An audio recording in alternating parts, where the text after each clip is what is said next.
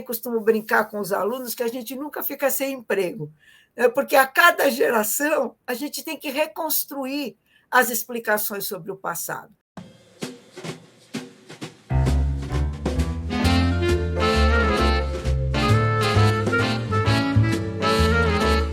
Olá, estamos começando mais um programa do projeto A História em 60 Minutos, um projeto que promove entrevistas gravadas com profissionais de história de todo o Brasil. Está na primeira temporada, né? E estamos destacando também a ideia o convite, ou melhor, dizendo, de que todos visitem e conheçam o projeto a partir do nosso perfil oficial no Instagram, né? O @60_história. Por lá é possível acompanhar as entrevistas que têm sido feitas e divulgadas. E as entrevistas podem ser encontradas no YouTube, né? Ficam disponíveis nos canais institucionais do Departamento de História do SERES e do Programa de Pós-Graduação em História do SERES também. E, além disso, faço o convite para aqueles que preferem ouvir, né, que ouçam as entrevistas no formato podcast, na nossa conta disponível no Spotify. É só procurar lá a História em 60 Minutos e as entrevistas podem ser ouvidas também. Além disso, já que estamos nas entrevistas especiais que encerram, né, essa nossa primeira temporada, nesse ano de 2022, convidar todos e todas a se inscreverem no canal do Sílaba, Sujeito Implicado, Laboratório e Acervo, onde todas as entrevistas já feitas, essa entrevista de hoje também, e as que virão no futuro, ficarão disponíveis, né, como um acervo, então, desse projeto. Bom, como eu disse, estamos gravando as entrevistas que encerram esse projeto, né, as entrevistas do mês de dezembro de 2022, e no dia de hoje eu tenho uma alegria muito grande de receber aqui a professora Tânia Regina de Luca, que é professora do Departamento de História e do Programa de Pós-Graduação em História da Unesp. Olá, professora Tânia, muito bem-vinda. Obrigado, Evandro. Eu que agradeço o gentil convite.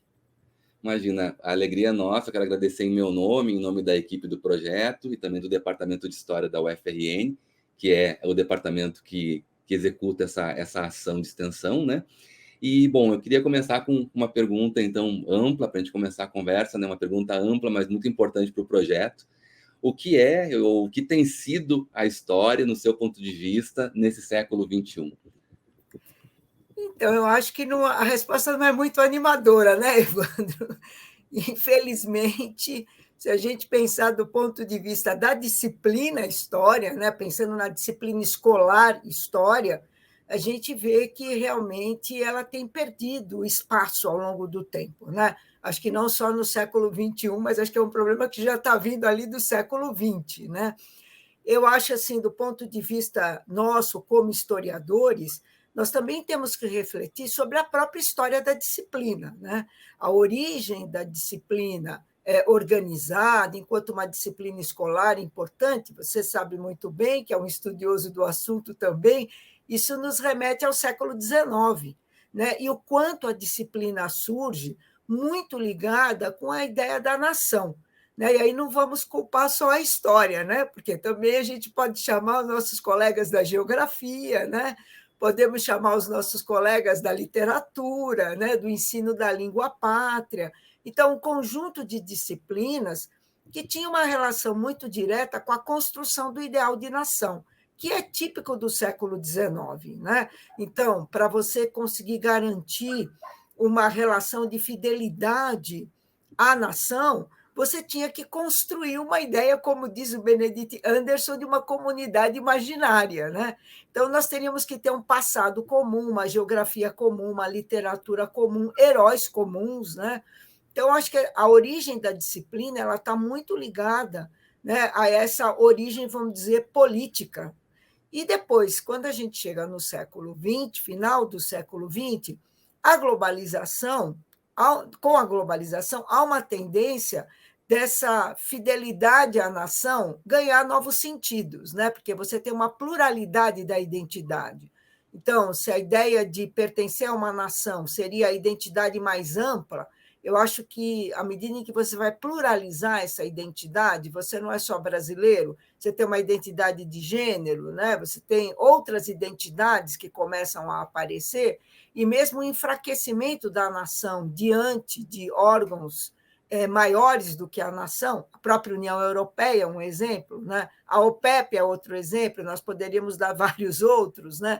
Acho que a própria mudança do cenário das relações internacionais acaba recolocando também a disciplina, né? E acho que cada vez menos ela aparece como fundamental, e as identidades acabam pluralizando essa noção de pertencimento, e a história também perde espaço dentro desse contexto. Né? Então, acho que a gente precisaria ver, não é uma perseguição aos historiadores, né, de caso pensado, mas acho que é uma conjuntura internacional que muda, reposiciona os saberes. Né? E, da mesma forma como essa distribuição tão clara dos saberes, a própria epistemologia da produção do conhecimento, ela muda. Né? Então, também essas divisões muito claras em caixinhas, isso não é só nas ciências humanas, mas divisões muito claras em disciplinas muito fechadas, saberes muito fechados, eles começam a ser questionados. Então, você começa a falar de pluri, inter e outras formas de cruzamento de saberes. Né? E o próprio mercado de trabalho, né, Evandro, que há uma mudança muito violenta no mercado de trabalho. Né? Se no século XX a gente começa o século, né? Acho que tem textos bonitos do Hobsbawm e filmes também mostrando, né, a força do operariado, né, os símbolos do operário, inclusive com o chapéu típico, né, o boné do operário. Nós acabamos o século XX onde esse tipo de mercado mudou. Então, em vez de você imaginar que você vai ficar a vida toda trabalhando numa mesma empresa e fazer uma carreira numa mesma empresa, hoje em dia a ideia é que se você fica muito tempo no mesmo lugar, você não é bom, né? Você tem que mudar, você tem que ter uma pluralidade e você tem que estar pronto também para uma multiplicidade de saberes. Então, eu acho que há uma conjuntura ampla, né, que vem de vários ângulos e que fazem com que as disciplinas e o próprio ensino ele esteja passando por mudanças. Talvez nós, como historiadores, não sejamos muito bons para prever o futuro, né? Mas a gente percebe que há, vamos dizer assim, placas tectônicas, para usar um exemplo da geologia, né, que estão mudando, e em vários setores, nas relações internacionais, no mercado de trabalho, na produção do conhecimento, e isso faz com que as próprias disciplinas, tais como a gente conhece desde o século XIX, elas estejam, vamos dizer assim, sendo mexidas, né, e tiradas do seu lugar tradicional. Então, eu acho que a gente, não sei se respondo o que você queria, mas acho que há uma conjuntura ampla, não sei se você concorda, né? Aí, por isso que é bom o debate, né, Evandro? Sim, sim, concordo demais. Não, assim, excelente resposta, Tânia, excelente resposta, assim, porque você situa, você coloca assim o nosso campo, a disciplina da história, na própria história para ver o que está acontecendo, né? Um pouco isso, assim, movimentações quer dizer, transformações que o século XX trouxe, né? Mudanças no mundo do trabalho, e a disciplina não tinha como ficar estática diante dessas mudanças, porque, enfim, teve consequências para a própria disciplina, né? Essa dimensão histórica que afeta a própria disciplina e aquilo que se instituiu deu uma certa estabilidade no século XIX, depois tem sido questionado, né? Então, nós temos que nos haver com isso agora. Um pouco a sua resposta leva a gente a pensar sobre isso, se haver com as questões que estão colocadas agora diante disso tudo, né? Eu vou aproveitar e vou colocar a próxima pergunta, então, porque eu acho que tem bastante a ver, mas talvez a gente possa aprofundar um pouco nesse ponto, né? Temos uma disciplina, então, desde o século XIX, a história passa a ser uma disciplina com pretensões científicas. E como é que você avalia, então, né, passados aí um pouco mais de 200 anos, mais ou menos, como é que você avalia essa condição disciplinar da história, né? Ganhamos, perdemos, o que ganhamos, o que perdemos? Então, eu acho que ganhamos bastante, né? Eu acho que, como você bem disse, todo o nosso esforço enquanto historiador é olhar um quadro maior do que o momento em que você está inserido. Então, se a disciplina História começa no século XIX, um pouco como uma prima pobre, né? No sentido de que ela não tem uma metodologia rígida, e nem pode ter igual às ciências, vamos dizer, duras, né? Então, a ideia, nós não podemos fazer, nós não somos capazes de refazer nenhum evento histórico, nós não podemos fazer de novo, ou seja, a Revolução Francesa, não podemos, para usar agora aqui, né, que nós estamos em 2022, no último mês, como você bem disse, você está fechando o programa, nós não podemos refazer a independência do Brasil, nem refazer a Semana de Arte Moderna, nem refundar o Partido Comunista ou o Centro Dom Vital, ou recomeçar o movimento tenentista com os 18 do Forte, né, só para ficar nos eventos de 22. Nós não temos como refazer esses eventos. Então, de certa forma, a história nasce no momento em que as ciências exatas, né, elas estão muito preocupadas com a prova, com a possibilidade laboratorial, que nós não temos. Então, mas vamos pensar que nós não temos, mas a astronomia também não tem. Não dá para você refazer o Big Bang. A geologia também não tem, né? A biologia também não tem. Então, essa ideia no século XIX, para a gente começar do começo, né? A ideia de que a gente poderia ter o fato histórico explicado a partir dos documentos e uma interpretação única, e derivar leis daquilo, uma certa ingenuidade, né? Muito ancorada na tentativa de legitimar a disciplina como uma ciência, à la a física, a química, que poderia ser feita em laboratório. Bem, a gente abandonou esse tipo de, vamos dizer assim, flertar com essa ciência exata. A nossa natureza é diferente, como muitas outras. Nós trabalhamos com vestígios, né? Assim como, né, eu gosto de dar esse exemplo para os meus alunos, né? Você não precisa ter um dinossauro inteiro para reconstruir o dinossauro. Os paleontólogos, né, com alguns ossos, eles conseguem reconstituir o bicho todo, né? Bom, será que o bicho era exatamente assim? Há uma boa probabilidade que ele fosse, né? Mas não dá para a gente dizer qual era a cor da pele, tem uma série de coisas que não são possíveis. O historiador trabalha com a mesma coisa, nós trabalhamos com vestígios, né? E por isso há um processo de criação na construção do conhecimento em história. É por isso que você não pode dizer, me dê os documentos e eu te dou uma resposta única. Não, há um processo de interpretação, até porque nós, né, contrariamente a um cientista que vai fazer aí o DNA do vírus, né, do coronavírus, ele não se mistura com o vírus, ele faz lá o DNA dele, né, qual é o DNA do vírus, e ele não está misturado. Para nós não é assim, né, Evandro? Qualquer assunto que nós formos estudar, seja lá do Egito Antigo, ou seja o que aconteceu há uma semana atrás, nós levamos, ao ler os documentos, a nossa formação, nós levamos a nossa leitura do mundo, né? Nós levamos os nossos valores. Então, não há uma separação absoluta entre o sujeito que estuda e o objeto estudado. E essa é uma característica da nossa disciplina.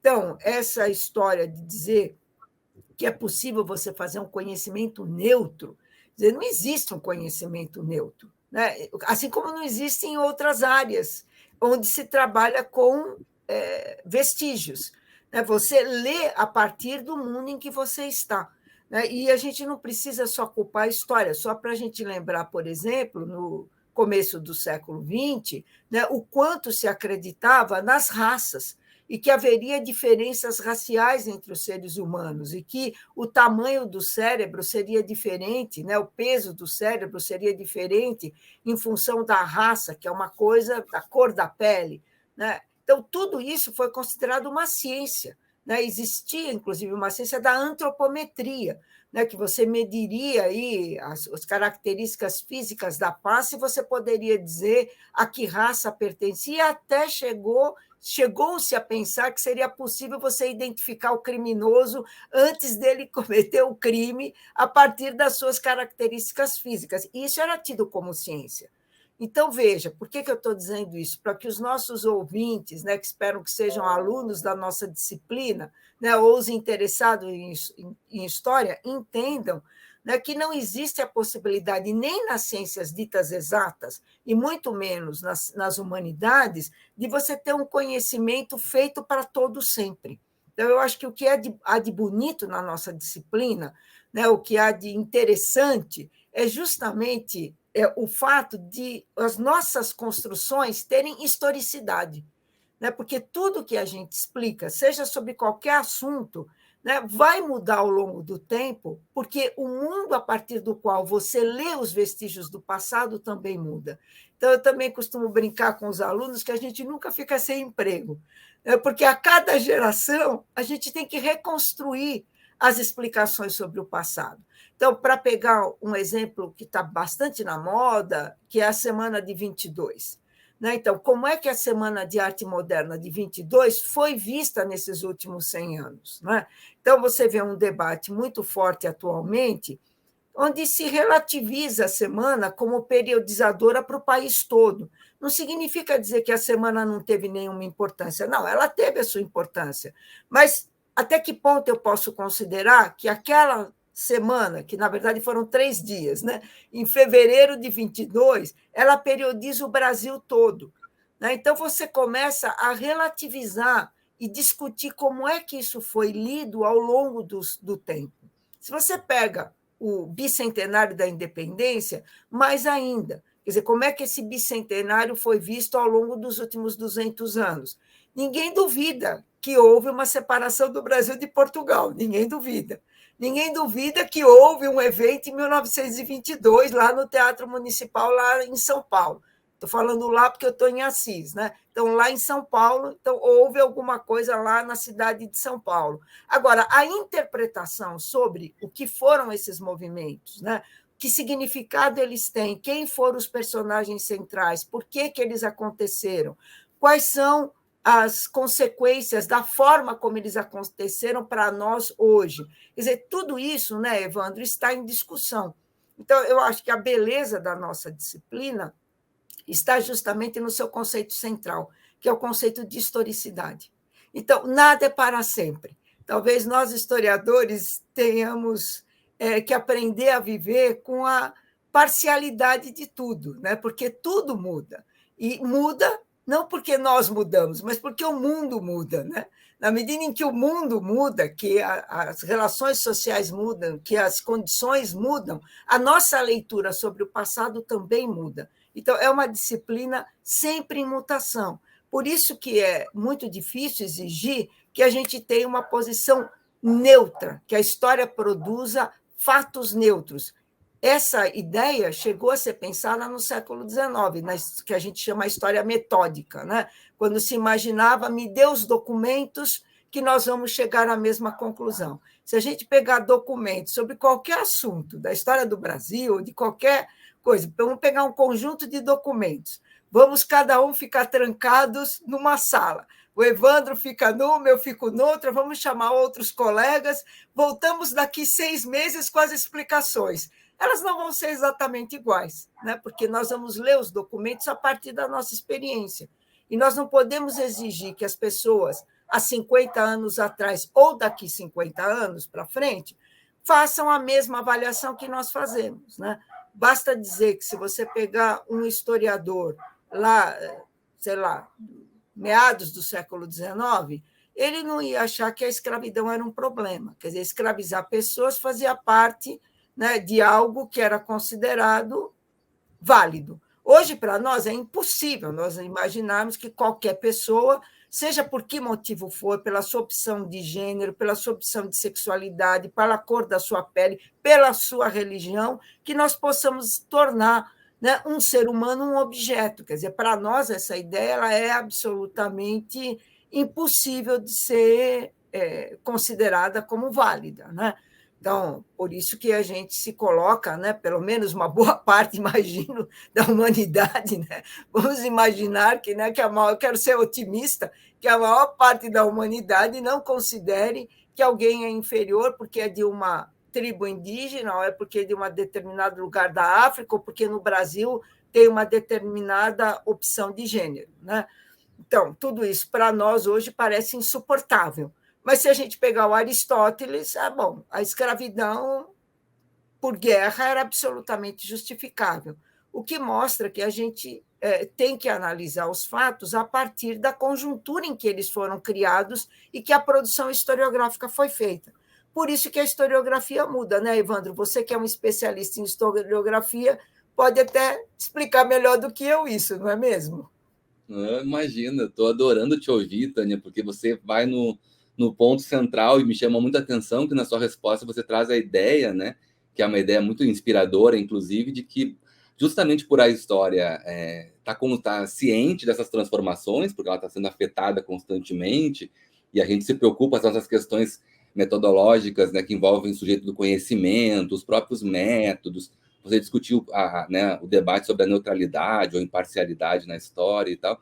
É importante porque aí é um papel que eu acho que nós cumprimos como ciências humanas, inclusive para que as outras áreas se pensem nesse sentido, né? Acho que você apontou para isso em alguns momentos das suas respostas, e eu acho muito importante assim esse papel que a história também exerce no diálogo com as outras ciências, né? E num patamar assim, né, de horizontalidade bem interessante, como você colocou, assim, os dilemas da história muitas vezes são os dilemas de quem atua também em outras áreas, quer dizer, né, nós compartilhamos aí um mesmo campo discursivo, e então é nesse sentido que nós trabalhamos. Eu acho isso bem inspirador para a gente pensar. E também é interessante te ouvir, e isso tem a ver com a próxima pergunta que eu quero colocar para você, porque assim, você vai apresentando esse percurso, levantando essas questões, né? Os seus livros, em particular esse que você publicou em 2020, né, sobre a prática de pesquisa em história, nós usamos muito nas nossas disciplinas aqui, eu e os meus colegas da diária trabalhamos muito com esse livro nas disciplinas de metodologia, né, de prática de pesquisa, onde você também discute justamente esses aspectos, né, o que envolve a prática da pesquisa propriamente, os limites e as possibilidades, né, e esses limites, como você demonstra, a gente foi tomando consciência deles ao longo do tempo, né, e repensando as nossas práticas. Então, está sendo muito bom te ouvir também, porque reverbera naquilo que a gente vem lendo também, do que você produz. Mas também nesse sentido do ensino de história, né? Pensando, então, o ensino de história em sentido geral, se você quiser, mas também, em particular, esse ensino que forma, a formação de profissionais de história. Então, a pergunta, na verdade, que eu queria colocar agora vai nessas duas direções, Tânia. Como é que você avalia, diante de tudo isso que nós falamos, assim, a especificidade do ensino de história, né? Como seu caráter público, enfim, político, formativo, e também gostaria, se você pudesse, refletir um pouquinho também sobre, sobre os currículos. Como é que você avalia os currículos que formam profissionais de história hoje? Assim, o que você acha que nesse momento assim sobra ou falta? Ou você acha que os currículos estão adequados ao tempo que nós estamos vivendo e assim por diante? Então, acho que essa sua pergunta, Evandro, ela realmente é uma pergunta complexa e necessária. Então, a gente pode dizer o seguinte: até que ponto, de uma maneira geral, na escola, nem só na história, né? Nós estamos conseguindo, como professores, dar conta dessa nova geração, né? Porque eu não sei você, mas eu, com a minha idade, certamente sou uma migrante digital, não sou uma nativa digital, né? Então, a gente tem um apego muito grande ao papel, ao silêncio, a fazer uma coisa de cada vez, né? Eu, por exemplo, não consigo escrever um texto ouvindo música, olhando o computador e fazendo 10 coisas ao mesmo tempo. Bom, mas a geração atual ela é uma geração diferente da nossa, né? Pelo menos, com certeza, muito diferente da minha. Então, eles têm uma outra relação, inclusive com o nível de informação, né? Só para te dar uma ideia, quando eu fiz o mestrado, eu pesquisei nos diários oficiais, eu procurava estatutos de sociedade de socorros mútuos, que são sociedades que eram fundadas antes da existência da Previdência Social. Então, por exemplo, você era um operário, você tinha um acidente de trabalho, problema seu, você não tinha nenhum tipo de ajuda. Então, os próprios operários fundavam sociedades, pagavam um pouquinho por mês, para se eles tivessem um acidente de trabalho, ficassem incapacitados, morressem, né? Existisse, inclusive, a possibilidade de fazer um enterro digno deles. Então, para eu achar o estatuto dessas sociedades, eu fiquei quase 4 anos, né, folheando diários oficiais, sentada no Arquivo do Estado.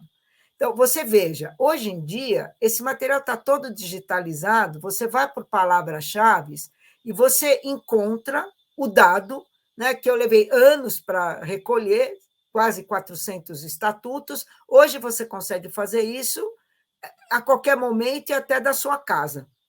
Então, há uma mudança forte. Então, começando por cima, né? Há uma mudança forte, se você pensar, inclusive no processo da pós-graduação, né? Na forma como a gente faz a pesquisa.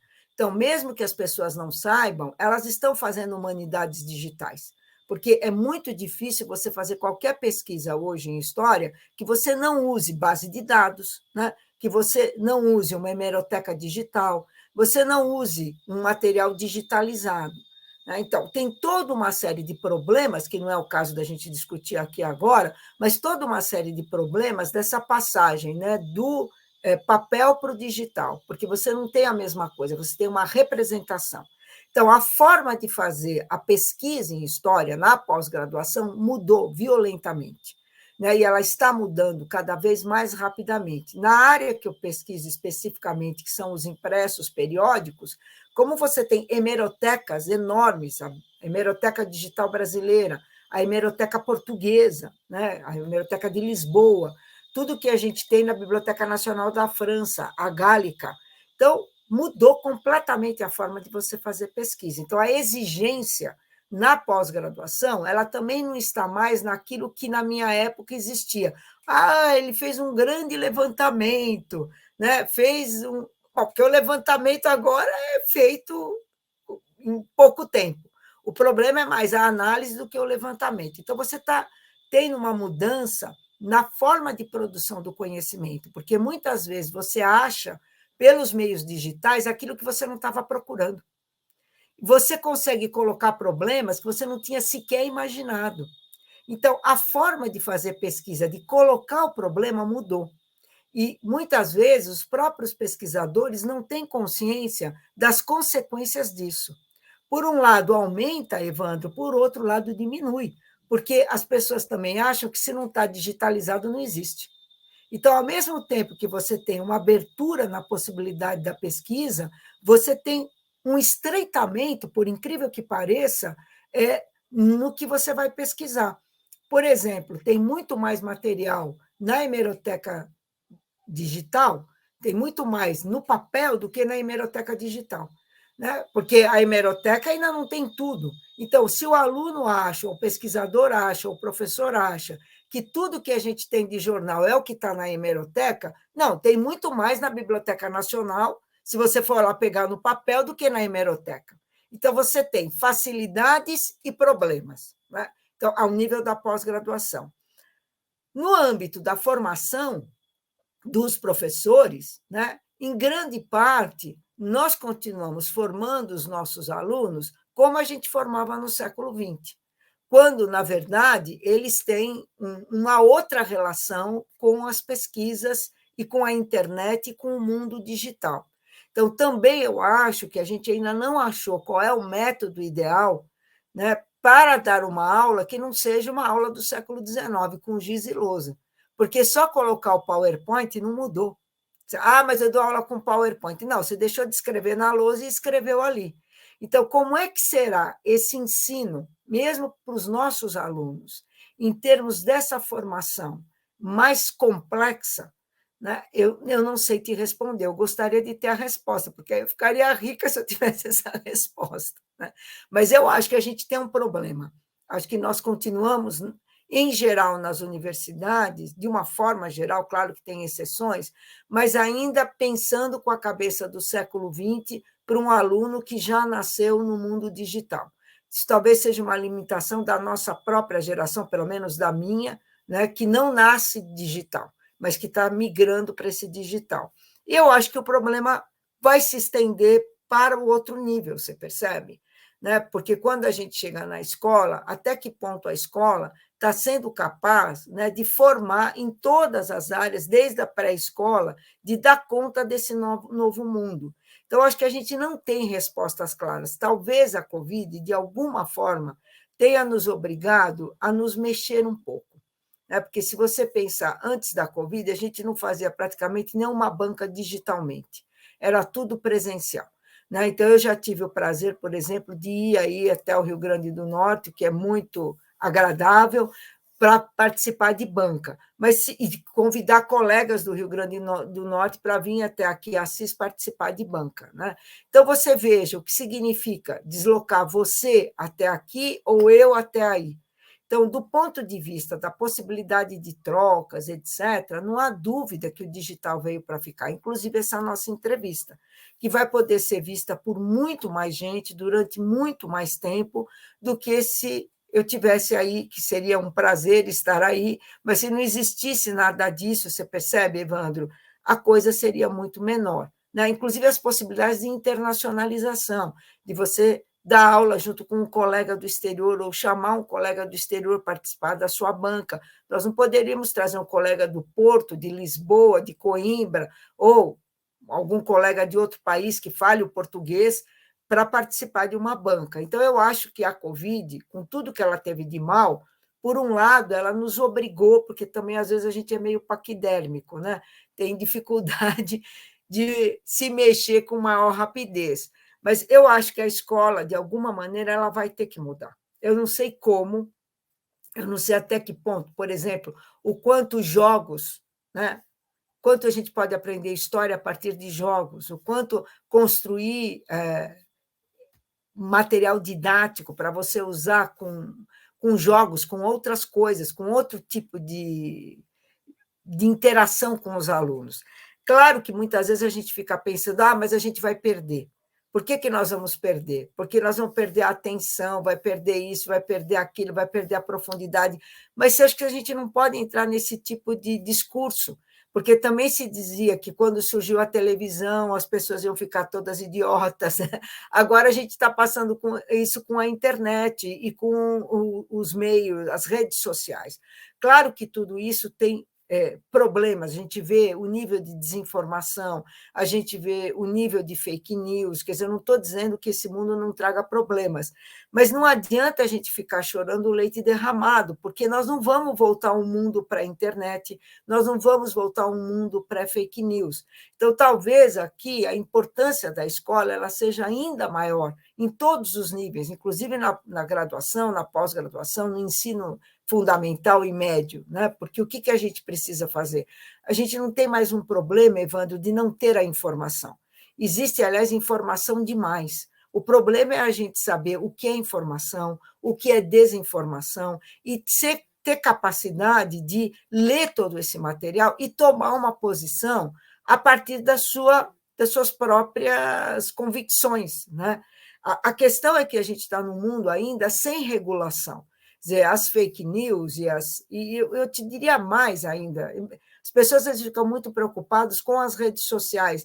Eu me preocupo muito, por exemplo, com as rádios na internet, porque a rádio na internet, eu posso abrir uma rádio para defender o que eu quiser, não há controle nenhum na abertura das rádios na internet. Então, você tem bilhões de rádios, não vou nem falar só do Brasil, né, que prega o que você quiser, você pode pregar aquilo que você quiser, do ponto de vista religioso, do ponto de vista político, do ponto de vista cultural, porque não há nenhum controle. A gente reclama que as rádios elas são distribuídas, a gente sabe de que forma, né, as concessões de rádio e televisão, mas existe um mínimo de controle. Você sabe quantas rádios existem, quantas concessões existem, mas quando você vai por essas rádios da internet, não há controle nenhum. É zero o controle disso, não há como você controlar. Eu posso abrir qualquer canal, posso abrir qualquer rádio, falar para milhares de pessoas e não ter controle nenhum. Então, de fato, eu acho que a gente está vivendo, Evandro, para o bem ou para o mal, o momento da criação desses novos meios, né? E como é que a gente vai trabalhar com eles. Para dar um exemplo, para a gente não ficar muito triste, a gente pode imaginar o rádio, né? O impacto que o rádio teve. A gente vê que o rádio foi importante, por quê? Porque até o rádio, né, que no Brasil, primeira transmissão de rádio, acabamos de comemorar, foi em 1922. Né, foi no centenário da independência, né, teve uma grande exposição no Rio de Janeiro, e a primeira transmissão de rádio foi feita durante a exposição né, do centenário da independência em 22. Então, 1922 são muitas comemorações, né? O bicentenário da independência, a Semana de Arte Moderna, o Partido Comunista, o Centro do Vital dos Católicos, o rádio, né? Então, você vê que é um ano pródigo para a gente pensar em comemorações, né? Mas voltando ao rádio, qual é a vantagem do rádio? Por que ele era tão revolucionário? Porque até o rádio você precisava saber ler. Para você ler a revista, ler o jornal, qualquer coisa que você fosse se informar, a menos que você fosse na igreja, que era um outro púlpito, né, onde você podia ter informações, você precisava saber ler e escrever. Né? E isso reduz num país onde o analfabetismo é tão alto.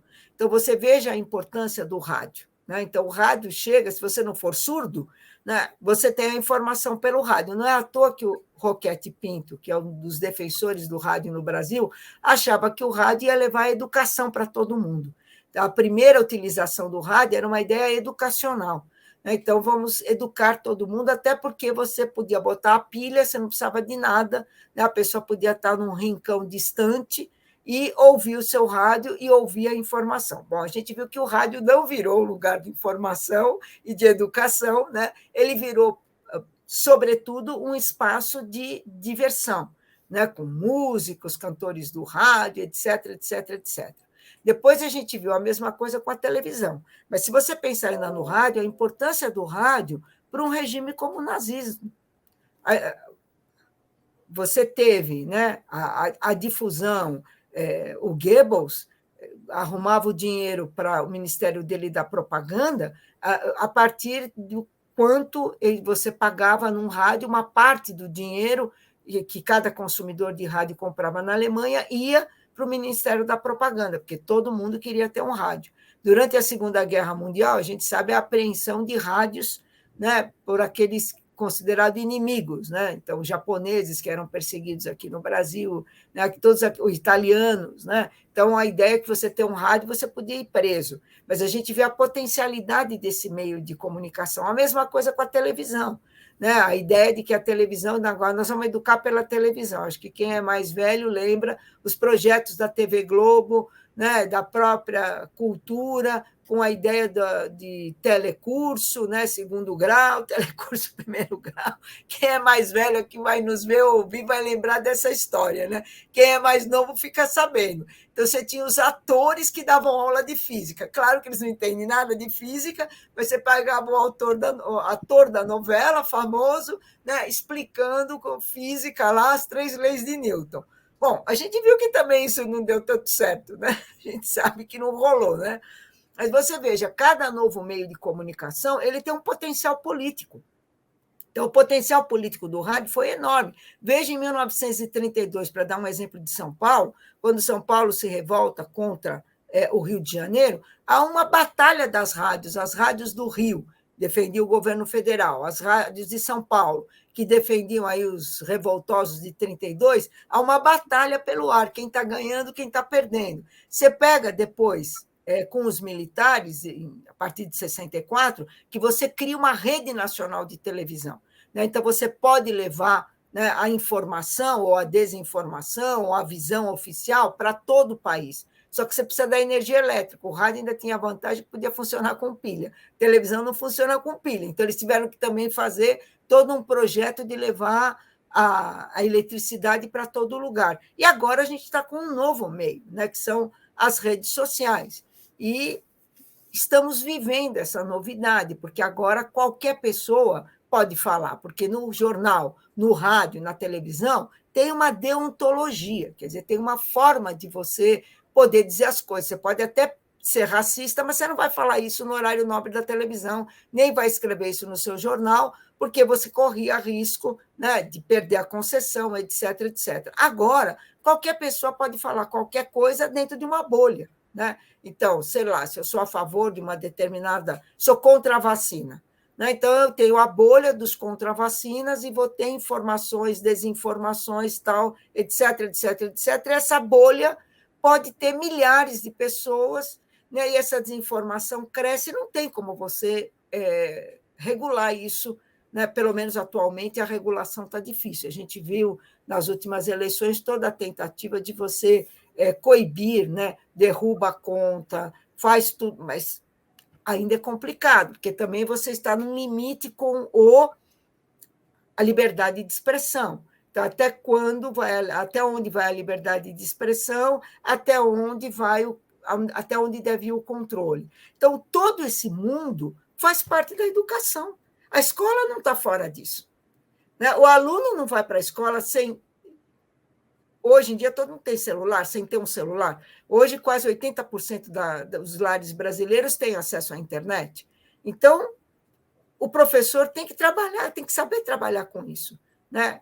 Como? Qual é a resposta? Evandro, eu não sei a resposta, mas eu sei, acho que sei, que a coisa está errada. Né? Nós ainda não conseguimos adequar, né, o que é essa escola, o que é essa universidade, o que é essa pós-graduação, nesse novo contexto, seja o epistemológico, de você formular o problema de história, seja você ensinar a história para uma criança. Né? Então, acho que a gente está vivendo... E não é só a história, a biologia, a física, é tudo. Né? Porque como é que você vai trabalhar com esse novo mundo? Né? Eu acho que a gente não tem a resposta. Eu, pelo menos, não tenho, Evandro. Se tiver uma dica aí, pode me dar que eu aceito. Nossa, Tânia, mas assim, a sua resposta foi de uma riqueza imensa. Você já aponta, se não uma resposta, talvez sejam várias respostas, inclusive, mas para você levanta todos os problemas. Assim, eu gostei muito do que você trouxe para a gente pensar, porque você conseguiu simultaneamente tocar em pelo menos 3 aspectos assim fundamentais, assim, chamando a atenção para uma dimensão ética que atravessa. Você levantou em vários momentos assim o problema da desregulamentação, da falta de controle desse mundo do qual a gente vive hoje, de discussões sobre os mecanismos de criação desse controle, quais seriam os melhores, né? Então tem uma questão ética envolvida, que nas suas respostas você evidencia muito, né?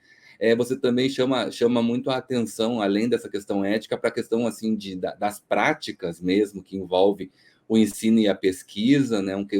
Quando você reflete sobre o currículo que forma, e você situa também no tempo isso, né?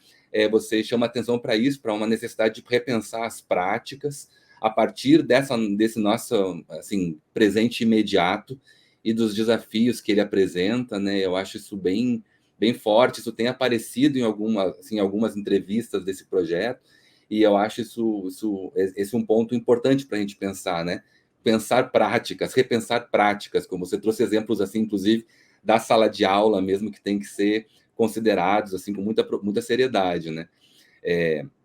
E além desse aspecto ético e esse aspecto da prática, você também fez um percurso muito interessante num aspecto que interessa muito para esse tipo de projeto aqui, que são a questão dos meios de comunicação, das formas, das linguagens, ou da ausência, eventualmente, de linguagem, que ainda há em alguns meios de comunicação mais recentes, e os desafios de se trabalhar com isso. Você colocou no tempo aí os desafios, né, que nós vivemos aí a partir dos meios de comunicação de massa, que interferiram e interferem diretamente na vida política, na vida pública e no que a gente tenta, no nosso trabalho também, no que a gente tenta fazer, né?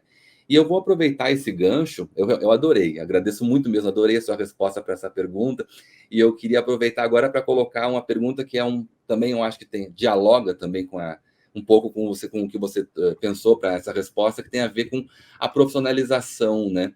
Agora, há pouco mais de 2 anos atrás, a profissão de historiadora existe no Brasil. E eu queria saber o seu ponto de vista sobre esse reconhecimento por parte do Estado e o que ele pode representar, inclusive em relação a tudo isso que você falou até agora. Eu acho muito importante, viu, Evandro? Acho que foi uma luta forte da ANPU, a nossa Associação Nacional de História, né, que é uma instituição que reúne todas as pessoas que trabalham com história. Acho também que houve assim muito debate dentro da área, como se essa profissionalização fosse impedir outras pessoas de escrever sobre história. Não tem nada a ver. Uma pessoa aí do Rio Grande do Norte ou aqui de Assis pode querer escrever a história da cidade. Isso não está proibido, absolutamente. Os historiadores, vamos dizer assim, de domingo, né, podem continuar a escrever a sua história. o importante para nós nesse reconhecimento é porque, se você não tem um reconhecimento da profissão, inclusive ela não, você não pode fazer concurso público. Então, essa é uma coisa importante, né? E o historiador, claro que grande parte do nosso trabalho é na sala de aula, mas o historiador, ele é importante, por exemplo, em qualquer órgão público, para você trabalhar com a memória do que é produzido, né? Nos arquivos, né? Nas bibliotecas. Então, existir a profissão é fundamental, inclusive para que você possa ter uma absorção desse profissional em órgãos oficiais, seja municipal, estadual, federal. Então, acho que foi uma luta importante nesse sentido, inclusive também para que você tenha, né, o reconhecimento da formação desse profissional que tem uma especificidade no que ele faz. E foi uma luta longa, inclusive para dialogar com outros colegas da história da ciência, por exemplo, de que entendessem que não é uma reserva de mercado dizendo, não, daqui para frente você não pode escrever a história da matemática ou da biologia. Não é isso. Então, eu acho que isso foi uma coisa muito importante, né? Não muda a nossa vida no dia a dia, enquanto historiadores, né? No nosso trabalho, mas eu acho que garante uma possibilidade de ampliação do mercado de trabalho, né? E, inclusive, foi negado, é bom que se saiba que foi aprovado, mas o presidente da República vetou, né? E depois o veto foi derrubado de novo, né? Nós temos vários deputados e senadores, deputados federais e senadores que são historiadores, né? E que lutaram para que fosse revertida esse veto do presidente da República. Então, eu acho muito importante, viu, Evandro, essa existência enquanto profissional. Claro que isso também significa, né, um reconhecimento da AMPU enquanto instituição que une todos os historiadores, seja um professor do ensino fundamental, médio, universitário. Aliás, aproveito até para dizer que a AMPU tem feito um trabalho muito forte nas redes sociais nessa última gestão, acho que vocês têm acompanhado, se não acompanhem, olhem o canal da AMPU, né? Tem entrado fortemente no debate político, inclusive no que nos interessa, né? Por exemplo, a maneira como a gente deve pensar as comemorações desse ano de 22, né? Que a gente não comemora por comemorar, mas é uma grande oportunidade para a gente repensar o que foram esses eventos e como é que a gente deve analisá-los. Eu acho que a AMPU tem feito um trabalho muito forte. Então, isso também ajuda a gente a complementar a resposta anterior, né? Nós temos que ocupar esse espaço, né? Como você está ocupando com esse belo projeto, e outros colegas também estão fazendo projetos da mesma natureza, né? Então, porque não necessariamente os historiadores vão ouvir o que a gente está dizendo, né? Acho que tem muita gente interessada em história. Acho que história é um tema, né, que interessa uma quantidade grande de pessoas que não necessariamente são historiadores de profissão.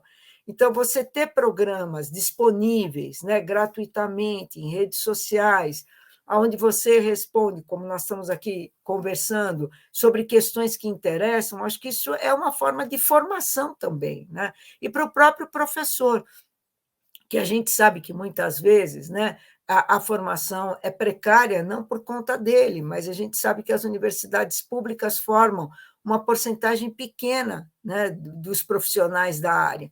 E mesmo aqueles que foram formados nas nossas universidades precisam estar constantemente em diálogo, porque a historiografia vai mudando, as questões vão mudando, a bibliografia muda. Então, esse tipo de programa e os esforços da AMPU, seu e de outros colegas, eu acho que é muito importante, Evandro, porque nós temos que ocupar esse espaço também, né? Se a gente não ocupa, ele está livre. Quer dizer, eu acho que as primeiras pessoas que foram... E é interessante pensar nisso, né?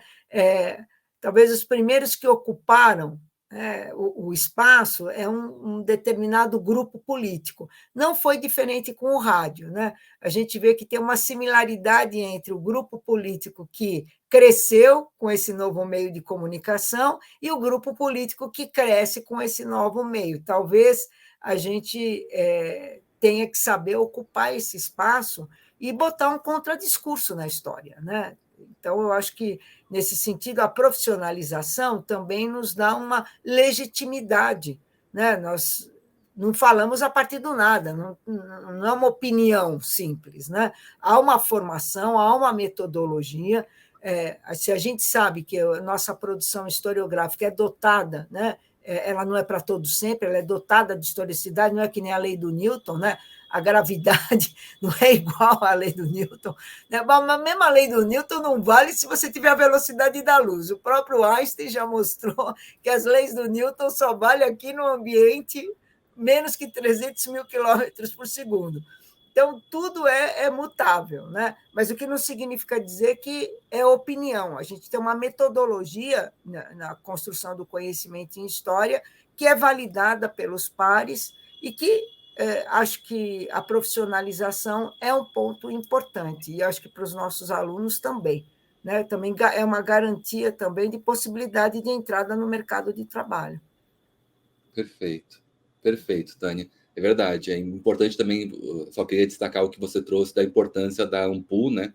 E como ela vem atuando nas redes sociais e participando do debate público, até porque a próxima pergunta vai nessa direção também, tem relação, né, com essa questão, a representação mesmo da nossa comunidade, né, no sentido geral, e, bom, o espaço do o mundo digital compõe esse espaço público fortemente hoje, nós sabemos disso, né? O YouTube, Twitter, redes sociais em geral, enfim. E nesse sentido, né? Você já falou sobre fake news, mencionou aqui a questão. Você trouxe um ponto bem importante, inclusive, né? Você disse que nós temos muita informação, mas precisamos.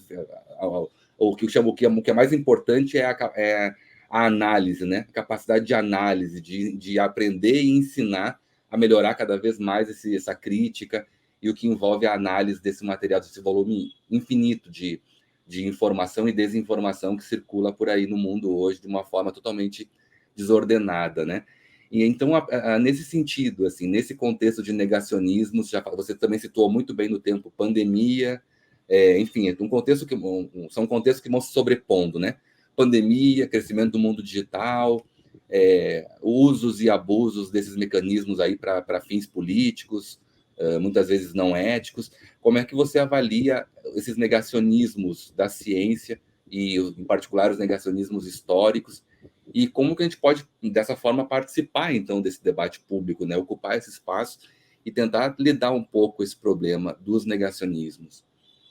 Eu acho que é complicado, né, Evandro? A gente está num momento bem difícil. Primeiro, porque eu acho que quando a gente quer argumentar, a gente precisa de tempo, né? Então, eu acho assim, às vezes você vê os colegas, né, que eu acho que é muito bom, que ocupem a mídia, que vão à televisão, mas muitas vezes tem uma guerra na Ucrânia. Aí chama um professor de história. Então, você tem 1 minuto para explicar a guerra na Ucrânia. Bom, né? 1 minuto para explicar o conflito Israel-Palestina. Bom, a nossa disciplina ela precisa de tempo, né? A gente não consegue explicar muito as coisas em 1 minuto, né? Então, muitas vezes você vê o colega lá, coitado, se matando para tentar dar conta do tempo da televisão ou mesmo do tempo do rádio, né? Que é um tempo bem cronometrado.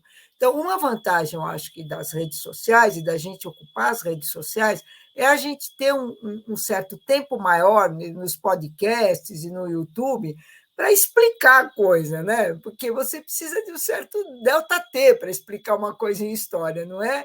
Não são 2 minutos. Então, acho que essa ocupação ela é importante. Acho que vários colegas têm feito esse ativismo, né? Eu acho que um ativismo assim que não no sentido negativo, mas no sentido da argumentação, da explicação, eu acho que isso é fundamental. E acho que o nosso grande problema é que a gente achava, né, eu acho que pelo menos uma parte das pessoas achavam, que nós tínhamos conseguido no Brasil resolver várias questões. Né? Então, por exemplo, igualdade entre as pessoas, que você estava diminuindo o grau de racismo dessa sociedade, a violência, a gente achava isso. Mas, de fato, né, os meios de comunicação tradicionais eles não davam voz a essas pessoas, até pelas regras éticas, né, da profissão, etc, etc. A gente viu um jornalista que eu acho que todo mundo lembra o nome, não preciso falar o nome dele, que em off, né, fez um comentário bastante racista em relação à população afrodescendente e foi imediatamente demitido da Globo News, né? Mas arrumou emprego em outra empresa. Então, a gente vê que aquilo, né, por mais que a pessoa fosse famosa, etc., vazar aquilo obrigado, você é obrigado a demitir o fulano. Na rede social, isso não existe, né? Então, o que eu acho que aconteceu, Evandro, é que essas pessoas que pensavam, né, que o índio é inferior, né, que o negro é inferior, que o branco é superior, esse tipo de coisa que a gente acha absolutamente sem nenhum sentido, né, eles acharam um espaço para serem ouvidos e deixaram de ter vergonha de dizer o que pensavam, né, e milhares de outros pensam como eles. Então, a gente teve que encarar o fato que nós vivemos num país racista, né, misógino, né, que mata o feminicídio, a gente vê, é raríssimo, 1 ou 2 dias sem 2 ou 3 casos na televisão. Né? Então, esse Brasil, vamos dizer assim, que a gente pode dizer pré-moderno, e que talvez a gente não quisesse enxergar ou não visse esse Brasil, ele aparece com muita força. Né? E, em grande parte, também, a gente tem um crescimento de religiões em função do desaparecimento do Estado. Quer dizer, a ausência do Estado, a ausência de políticas públicas, faz com que as pessoas, e não estão erradas, se agarrem naquilo que lhes é oferecido. Então, também a gente não pode esquecer, né, por que as milícias tomam conta de várias regiões do país? Né? Por que o tráfico toma conta? Né? Por que você é obrigado, um pequeno comerciante, a pagar a proteção, seja para a milícia, seja para o tráfico? É porque não tem Estado. Então, também a gente tem uma situação no país que acaba fortalecendo esses grupos que dominam áreas enormes de grandes cidades brasileiras. Então, você veja que a gente tem problemas sociais enormes, ausência de Estado, alguém ocupa. Não existe poder vazio, Evandro, alguém ocupa. Não existe poder vazio. Não existe. Então, e aí você consegue mobilizar, e quando o exemplo vem de cima, dos grandes mandatários do país, você consegue tirar das pessoas tudo que elas têm de pior. Né?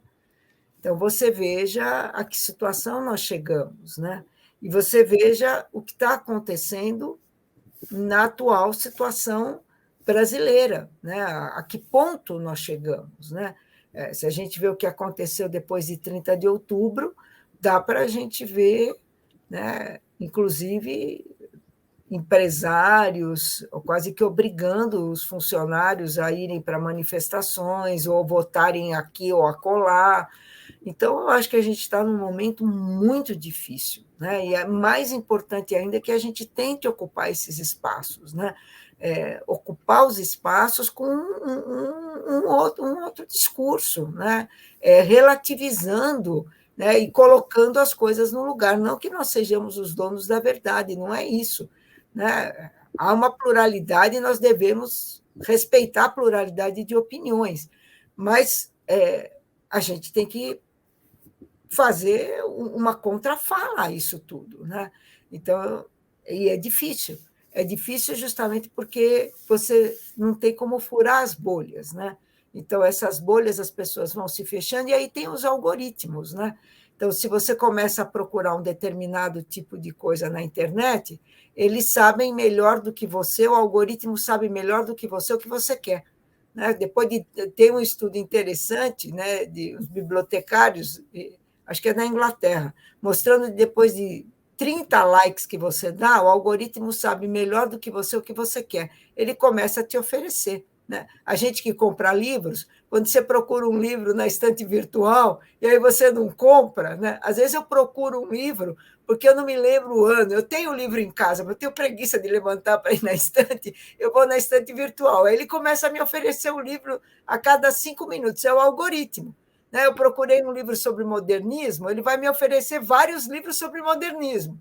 Então, é um algoritmo, né, que sabe que eu estou procurando livros sobre modernismo. Se eu começar a procurar livros sobre nazismo, neonazismo, suástica, eles vai começar a me mandar dados sobre isso. Então, também existe alguma coisa, né, que é, vamos dizer assim, além da pessoa. Ela acaba sendo enredada, né, numa teia complexa e de tal forma que aquilo reforça aquilo que ela já pensa. Então, não tem o contraditório. Quer dizer, a gente sabe, nas ciências humanas, e não é diferente na ciência em geral, o contraditório é fundamental. Né? E por isso que, às vezes, as pessoas não entendem a política. Ah, mas ele era contra, agora está a favor. Não, mas a política é justamente o fato de você ouvir o contraditório, né? De você conseguir dialogar. Nós estamos numa situação que, no Brasil, nós nos estamos... É mais do que uma divisão. Né? Nós estamos numa radicalização, porque é a ideia de que o Evandro não é meu... Você pensa A, eu penso B. Então, o Evandro não é o meu adversário no sentido da ideia. Não, o Evandro é alguém que eu tenho que exterminar, porque ele pensa diferente do que eu penso. Então, você está chegando numa situação que não é mais de polarizar as coisas, polo A e polo B. Nós estamos chegando num ponto de radicalização. O extremo disso, o que é, Evandro? É uma guerra civil. Se você vai às últimas consequências, você chega numa guerra civil. Porque se eu não admito que a sua possibilidade de existência está dada, o limite é eu te exterminar. Então, você veja o problema que nós estamos chegando. Né? Eu vi outro dia uma pessoa comum, né, que estava dizendo que se sentia como um judeu, né, durante o regime nazista, que era obrigado a usar a estrela de Davi, porque em alguns locais estavam se querendo pintar uma estrela vermelha nos comércios onde supostamente o proprietário teria votado, não teria votado no Bolsonaro. Então, aí a moça falou, bom, eu acho que eu voltei à época do nazismo, porque se vão botar uma estrela, como se fazia o símbolo de judeus nas propriedades. Aí o próximo ponto que é, nós vamos destruir os comércios supostamente de quem não votou, em quem eu acho que deveria ter sido votado. Aí o próximo passo é o quê? Nós vamos matar essas pessoas? Então, nós saímos já da polarização, nós já estamos na radicalização. Então, por isso que é fundamental nós tentarmos voltarmos a um ponto onde você pensa diferente, é seu direito, mas você tem que me respeitar enquanto ser humano, porque nós já estamos passando desse ponto. Né? Felizmente, as instituições brasileiras têm conseguido, pelo menos até o momento, contornar a situação. Mas o limite disso, né, não se sabe onde pode chegar, porque se você começar a pintar estrelas ou símbolos, ou boicotar um comércio porque eu penso em A ou B, bom, aonde a gente para? Num campo de concentração? Numa câmara de gás? Aonde a gente para? Então, veja que a situação é complicada, né, Evandro? Muito, muito complicado. E que bom poder te ouvir, Tânia. Que bom poder, como, assim, quando nós pensamos esse projeto para esse ano, também tinha relação com tudo isso, com muito do que você trouxe, assim, as efemérides importantes do ano, seria um ano importante para pensar muitas datas relevantes aí da história brasileira, da historiografia também, né? E um ano de eleições presidenciais, né? Também seria numa conjuntura como essa que você descreveu, sobretudo no segundo semestre do ano, com agravamento assim significativo, né? Então, que bom a gente poder falar, ter esse espaço aqui e poder te ouvir e pensar sobre esses aspectos, né? Assim, essa é a contribuição que esse projeto pretende. Muito bom mesmo, muito bom poder te ouvir e pensar a partir do que você traz aqui para a gente. Queria colocar uma última pergunta antes da gente encerrar, que também tem relação, acho que, com esse conjunto de ideias que você trouxe aqui para a gente, né? Eu queria te ouvir sobre dois aspectos agora, assim, um mais geral, né? Sobre o seu ponto de vista mais no campo, digamos assim, como você observa a realidade, e outro, se possível, mais subjetivo mesmo, assim, que vai no sentido de como é que você percebe, então, diante de tudo isso, né? A gente trabalha com história. Como é que a história tem feito parte da vida das pessoas, assim, hoje em dia? atualmente no Brasil, no contexto onde você circula, seus alunos, enfim, como é que você percebe que a história tem participado da vida das pessoas, ou não, ou tem participado pouco, enfim, né, uma certa ideia de história. E para fechar mesmo, né, a outra parte da pergunta vai no sentido de te ouvir no sentido assim mais pessoal, se possível, assim, né?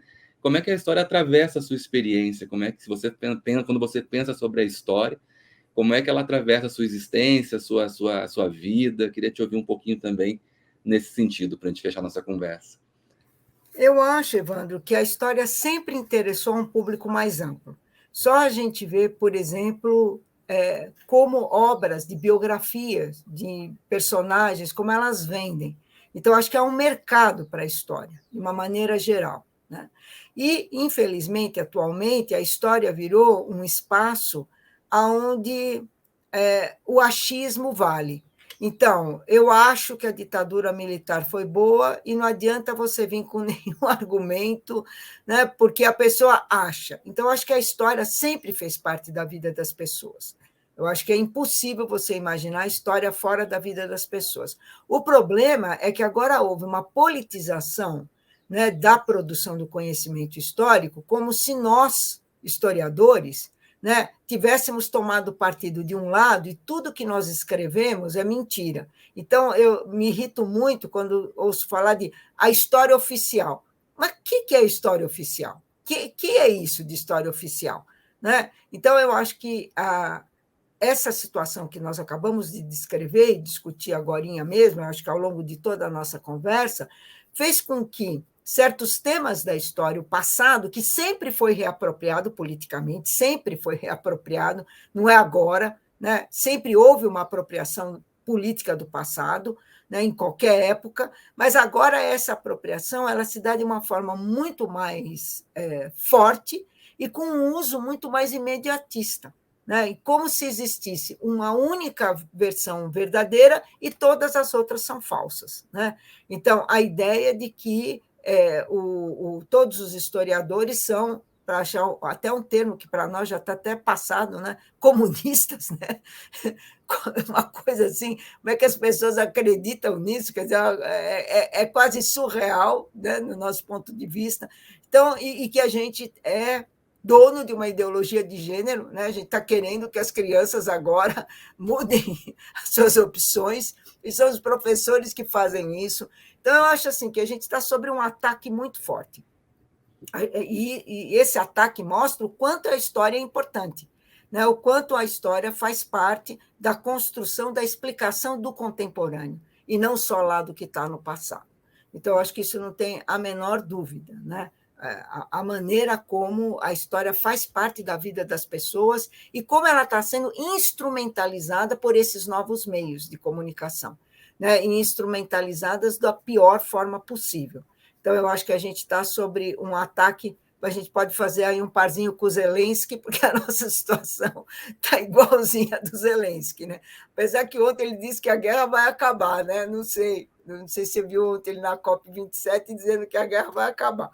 Vamos ver se acaba para nós também, né? Mas eu acho que assim isso mostra a importância da história. Quando você tem um movimento, né, que chega até o Congresso Nacional de escola sem partido, né, já há uma suposição que a escola tem partido, então, né? Ou o controle sobre os livros didáticos, o que mostra a importância que ela tem enquanto uso político. Então, por isso, mais importante ainda da gente se colocar nesse espaço, tentando explicar o que a gente faz, né? E quais são os limites do que a gente faz, porque acho que todo historiador é muito humilde, porque ele sabe, por melhor que seja o texto que ele escreve, daí 10, 20 ou 5 anos ou um ano, esse texto vai estar superado por outra leitura, por outro mundo, por outra interpretação, porque o mundo mudou, né? E não porque a interpretação dele era ruim. Então, eu acho que essa questão mostra a importância que a história tem. Né? Ainda que a disciplina esteja perdendo espaço, né, no mundo escolar, e à medida que ela perde espaço, ela também perde espaço na universidade, né, Evandro? Porque se o mercado de trabalho se estreita, e se a condição do professor é cada vez pior em termos de salário, de condições de trabalho, de violência dentro da escola, né? menos alunos vão querer fazer o curso de licenciatura em História, menos vão querer ir para a pós-graduação, né? Então, você tem, de fato, um encolhimento, quase que como consequência, corolário dessa situação, né?